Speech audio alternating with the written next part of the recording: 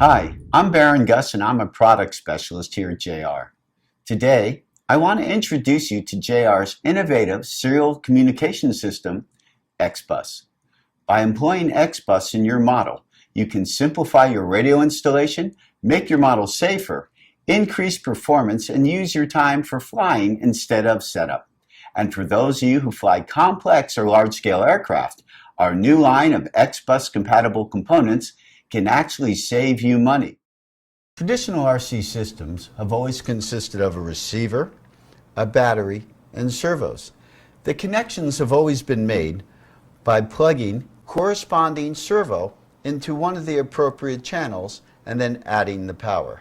In contrast, XBus allows you to have the same connectivity without worrying about employing large bundles of wire or trying to chase down RF glitches and problems. The XBus protocol takes transmitted information received by the XBus-enabled receiver and encodes it into efficient serial information. It's then sent along its way in what is basically your own local area network within your aircraft. Along the system, you simply plug in XBus decoder, and then the information is decoded back into information your servos understand, but not before applying specific characteristics like direction, travel endpoints, and neutral. Each servo can be tuned independently from each other, eliminating devices such as matchboxes. Understanding the XBus system is easy once you understand some of the basic concepts behind it. First, as with all RC systems, each function or channel has a number associated with it. For example, the throttle channel is number 1, then followed by 2 for aileron, 3 for elevator, and 4 for rudder. We refer to this as the main ID number. Next, it's possible to control up to 4 servos per channel under each main channel. For example, you may have 4 servos mechanically ganged together to control a very large rudder on your giant scale cub or extra. In this case, the rudder channel is still number 4, but associated with it are 4 sub-servos named appropriately 4-1, 4-2, 4-3, and 4-4. These second numbers we identify as sub-IDs. Let's take a look at the various components of the XBus system and get an overview of their specific application. First, the XBus-enabled transmitter. For our purposes today, we are using the new XG14 with built-in XBus capability. Not only does this transmitter work within the XBus protocol, but unlike other serial bus systems in the market, the JR system is the only one that allows you to program your system wirelessly. Just simply log into your XBus transmitter and the adjustments are yours. And the good news for anyone who currently has an XG series transmitter like XG6 or XG8, you'll soon be able to upload a software update that'll allow you to use the XBus system within your radio as well. Next is the XBus-enabled receiver. This receiver can be utilized either by a standard receiver with its own internal bus system, or you can simply plug in one of the XBus serial cables and their components and have your full network available. A very important thing to realize and note, you can plug in an XBus serial cable into this receiver as well as servos into the individual bus ports, allowing you complete flexibility. The basis of the XBus system is to deliver power and information throughout the serial network. This is achieved using XBus dedicated components like our HB6 or heavy-duty center hubs. Here is our PWM single port connector to be used when only one servo is needed. For larger applications, our 4-port connector can handle up to 4 servos, and our mini center hub allows you to add power when high current demands are present.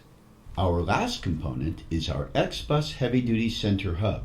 It utilizes 2 battery inputs, an E-switch, XBus input, Dean's plug heavy-duty power bus, and the serial bus for the XBus information. Once you decide which XBus converter you need for your application, the next step is to program it. This can be easily achieved through your transmitter or by using the XBus channel programmer. Simply plug in the battery and then the device. Next, tune the dial to the channel and the port you want to set, and then you're done. The procedure is repeated for each port you want to program. So next step is to plug in your XBus system and configure it. But there's one more thing that you need to do. As you can see, when I move the controls, we have full functionality, except for the rudder control. But that's because we have to still go about enabling XBus in the transmitter. This is simple to do. Is activate the menus, scroll through until you find System List. Activate System List and then scroll through again until we come across XBus. Go into the XBus menu and activate Mode A, which is the JR mode. And by the way, Mode B is when you want to use other third-party systems like VBAR or BSTEX. For our purposes, we'll activate Mode A. And then suddenly, our rudder is working congruent with our rudder servo up front, steering the airplane. That's how simple it gets with XBus. Now that we have our XBus center hub installed, let's talk about some of the components and some of the considerations of our installation. In our complex aircraft, we know we have 4 servos on each wing, 2 servos running our elevators, and 2 servos running our rudders. For the sake of this illustration, I've set this airplane up as a flapper-on airplane. So not only can I move left or right, but we can drop the flaps as well. We have a throttle servo up front. We have our rudder servos in back and our elevators. So, talking a little bit about the components we've used thus far, we have an XBus center hub. We have our converters for 4 servos on each wing. We have one single converter going to the tail surfaces, yet we've split them over 2 main channels. We split them over the number 3 channel for elevator and the number 4 channel for rudder, and we have 2 sub-IDs, which would be 3-1 and 3-2 for the elevators left and right, and 4-1, 4-2 for the rudders upper and lower. So again, to remind you, this is not really acting like a Y harness as much as it's acting as an address off of our serial network. I want to take a moment and explain to you a little bit about how you go about adjusting XBus once it's configured. In this case, we have our airplane with our 2 wings, but notice this one servo which is reversed. By simply accessing the XBus menu, I can go in, reverse this servo, and suddenly it's working great. Now, one of the things we've noticed is that it's off a little bit. So by going into our neutral adjustment,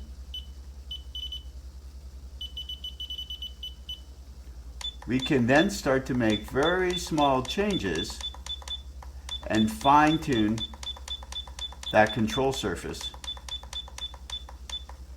so it's now perfect. Thank you for joining us today. We hope the time you spent with us has been worthwhile and you learned more about how you might apply XBus to your next model. If you have further questions, check out our website at jrpropo.com.